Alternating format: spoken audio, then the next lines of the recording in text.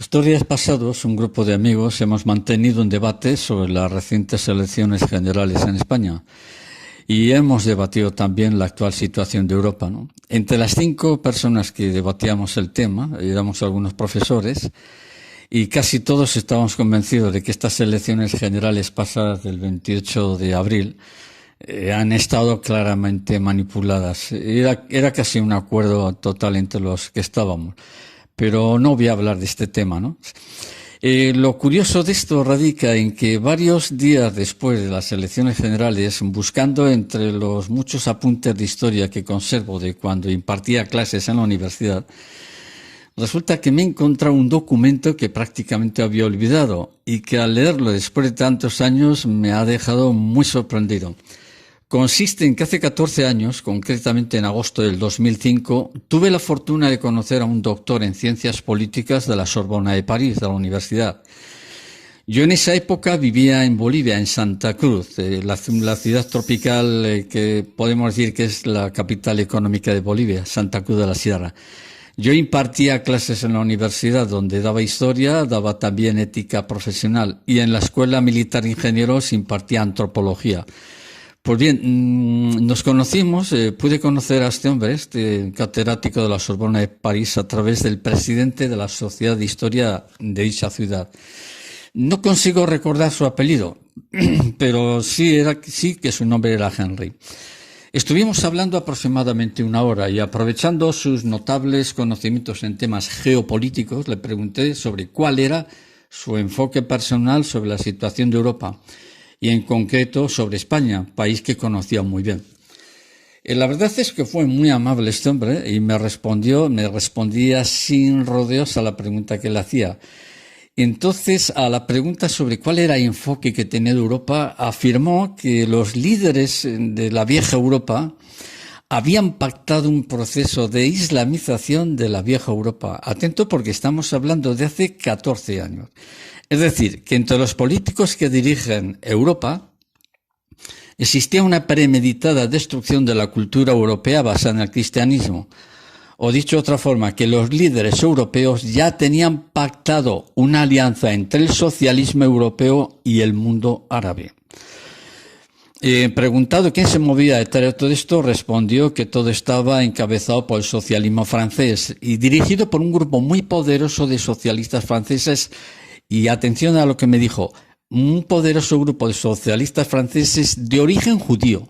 Le pedí nombres y me mencionó a Laurent Fabius, Giscard d'Estaing, me habló también de Raymond Barre, François Hollande y también otros cuyos nombres ahora en estos momentos no los recuerdo bien. Y otros me eran desconocidos.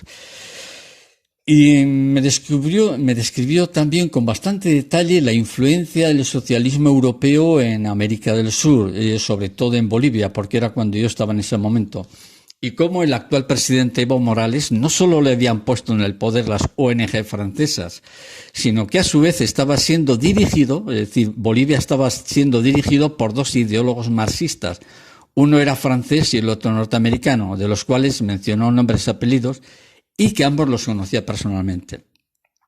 También me confirmó que eran numerosas las ONGs europeas, sobre todo daneses, belgas, alemanes y franceses, y otras ONGs de Centro Europa que estaban enviando grandes cantidades de dinero para romper no solo a Bolivia, sino también otros países próximos allá, para imponer un modelo marxista.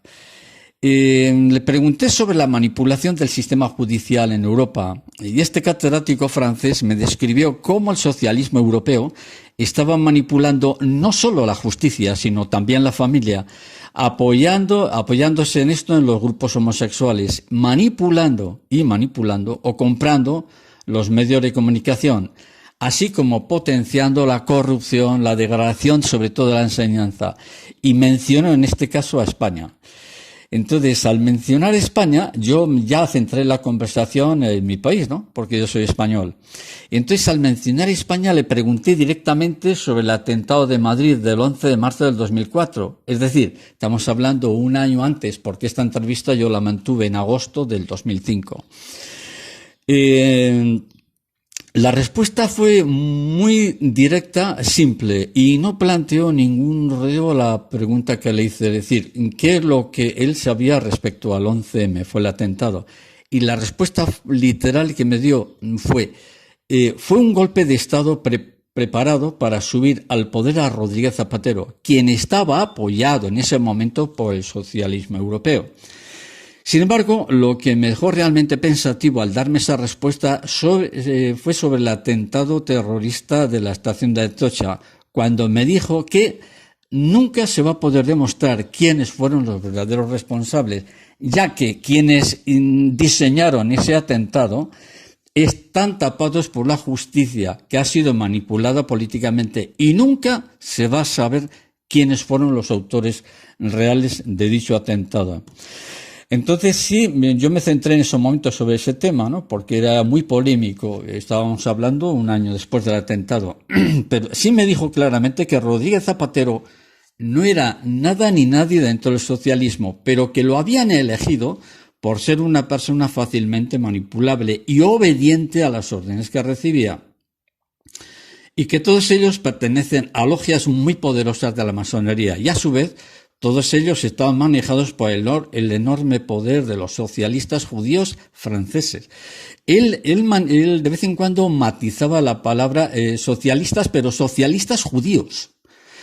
Mencionó brevemente el tema del sionismo y me aclaró que el sionismo es una ideología que no corresponde a lo que es el judaísmo, en cuanto que todos estos personajes son socialistas.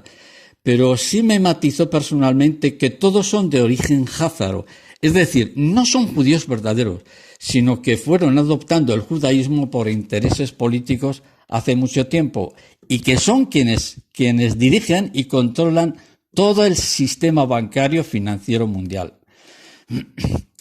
Entonces le pregunté cuál era el objetivo de todos estos ideólogos socialistas franceses de ideología sionista. Ahí se quedó pensativo, pero en la respuesta que mencionó decía que todos estos políticos odian su propia civilización. Es decir, estas son palabras literales de este catedrático de geopolítica de la Sorbona de París. Me insistió en esto y dice, son políticos que odian su propia civilización. Es decir, odian la cultura europea basada en el cristianismo. O dicho de otra forma, detestan la cultura que han recibido, que está estructurada sobre las raíces del cristianismo, porque Europa, nos guste o no, lo niegan o no los historiadores marxistas, Europa se ha construido en base al cristianismo y sobre todo en base al pensamiento greco-romano. Le pregunté cuál podría ser entonces el objetivo final de todo esto. Se quedó un rato pensativo y contestó que, tomando como base los acontecimientos actuales, él reconocía que era pesimista respecto al futuro de Europa. Me dijo que conocía bastante bien España y fue en ese momento cuando me centré en los objetivos que se trataron de conseguir a través del atentado de Madrid del 11 de marzo. Y él me dijo, me volví a confirmar que el atentado de Madrid fue un golpe de Estado en toda regla, cuyo objetivo era cambiar por completo lo que había sido España hasta el presente. A mí me sorprendió mucho porque quien me lo estaba diciendo era un doctor en ciencias políticas de la Sorbona de París y dijo claramente eso, que el objetivo de ese atentado era llevar a España a un proceso de cambio social y transformar la sociedad española, desmontar todo lo que había sido históricamente España. Entonces mencionó a continuación la prueba de esto es que mencionó el tema de la educación. Es decir, el objetivo a conseguir era destruir el sistema educativo para imponer un modelo laico en el sistema de educación español, cuyas bases, me dijo, están determinadas y dirigidas por las sociedades masónicas, por la masonería.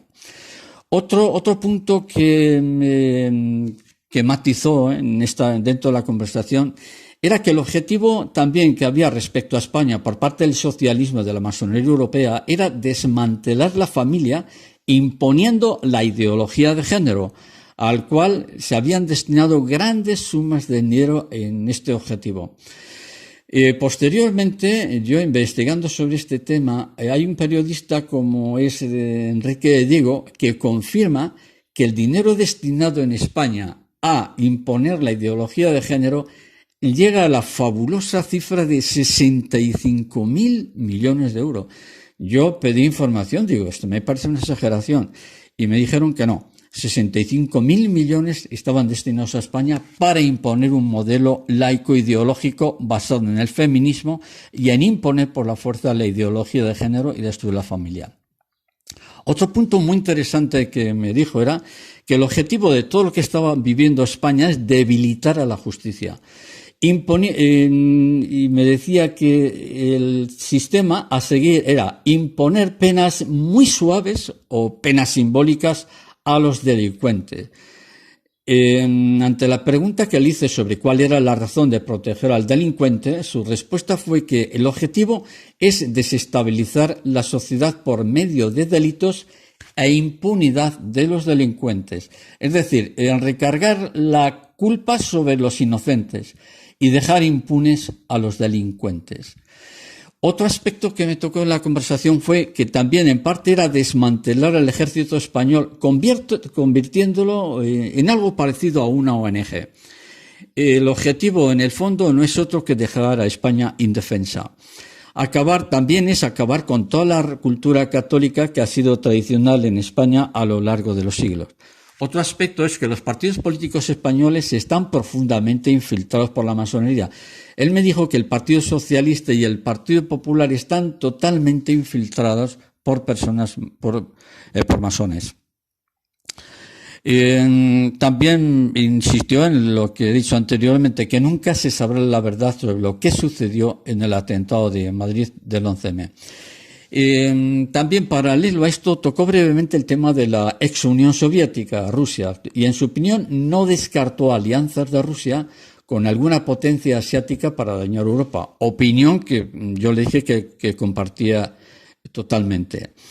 Me habló también del enorme poder que tiene el socialismo europeo en el control de los medios de comunicación y me dijo que la prensa española es decir, estamos hablando del 2005, que la prensa española ya prácticamente estaba controlada y que los grandes medios de comunicación estaban comprados y que la prensa cada vez informaría menos.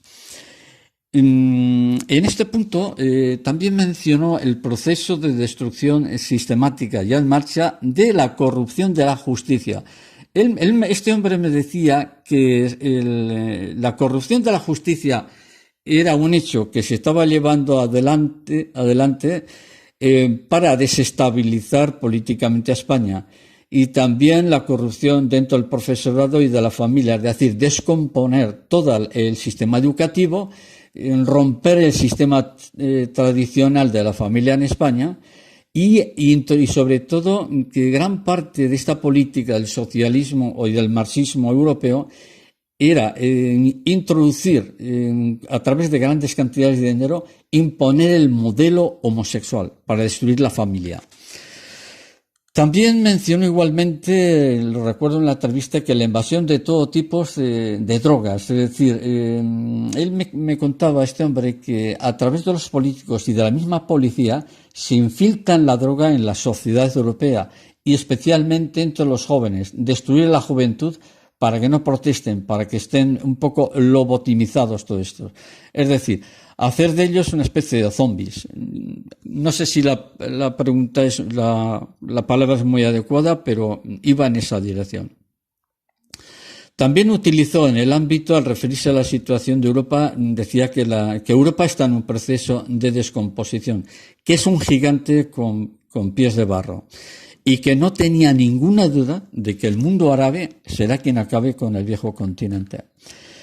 Bien, finalmente le pregunté la relación existente entre el Partido Socialista Español y el socialismo francés. La respuesta que me dio fue muy clara al responderme que el Partido Socialista Español está dirigido por la influencia de las poderosas logias masónico-francesas, compuestas en su totalidad por socialistas. Cuando le pregunté cuál era el objetivo del socialismo español para perpetuarse en el poder, no dudó en responder afirmando que la política de fondo es aumentar constantemente los impuestos para destruir la clase media española. Aquí es donde yo le hice algunos matices, Pero él me dijo que en realidad la manera de desestabilizar y de empobrecer a la población es aumentando los impuestos, pero que esto no lo haría lo que sería la llamada derecha española, sino que el socialismo español tenía esa política de aumentar constantemente los impuestos para destruir la clase media española. De manera que de esta forma se va destruyendo lo que es todo el entramado económico de un país y se obliga a la población a depender del Estado. El objetivo, por lo tanto, no es otro que demoler la estructura social para que todos dependan de ellos. Bien, repito que esta entrevista la hice en el 2005 y cuando yo me despedía de él, me dijo que en España él veía, debido al atentado que había sucedido en Madrid, él veía que no iba a ser fácil que la derecha española gobierne, en cuanto que el socialismo español tiene el sentimiento de que ellos son moralmente superiores a los demás y que en caso de que la derecha subiera al poder, que él no tenía dudas de que el socialismo español intentaría echar abajo a los gobiernos de derecha. Estos son un poco los apuntes que yo recogí de entonces y realmente me ha dejado muy pensativo porque está sucediendo todo lo que me dijo este hombre hace 14 años. Entonces, este debate que hemos tenido hace unos días, un grupo de amigos sobre las actuales elecciones, donde todos de alguna manera estamos de acuerdo en que ha habido una manipulación de las elecciones, es la razón por la cual cuando yo he sacado de mis archivos esta entrevista que tuve, que yo ni me acordaba ya prácticamente de esta entrevista, me ha dejado muy pensativo porque en estas elecciones se ha cumplido lo que él me dijo, que el socialismo español, en el caso de España, y en el socialismo francés también me dijo que actúan igual, que en la forma de gobernar siempre harán lo posible para manipular los hechos y perpetuarse en el poder. Y también me dijo algo muy interesante, que hoy está en pleno auge. Me dijo que siempre se va a intentar desestabilizar España a través de potenciando el separatismo vasco y catalán. Y efectivamente, se ha cumplido lo que me dijo este hombre, porque el pasado año, en mayo del pasado año, Pedro Sánchez, con el consejo de George Soros, hizo un pacto con los independentistas vascos y catalanes y consiguió subir al poder.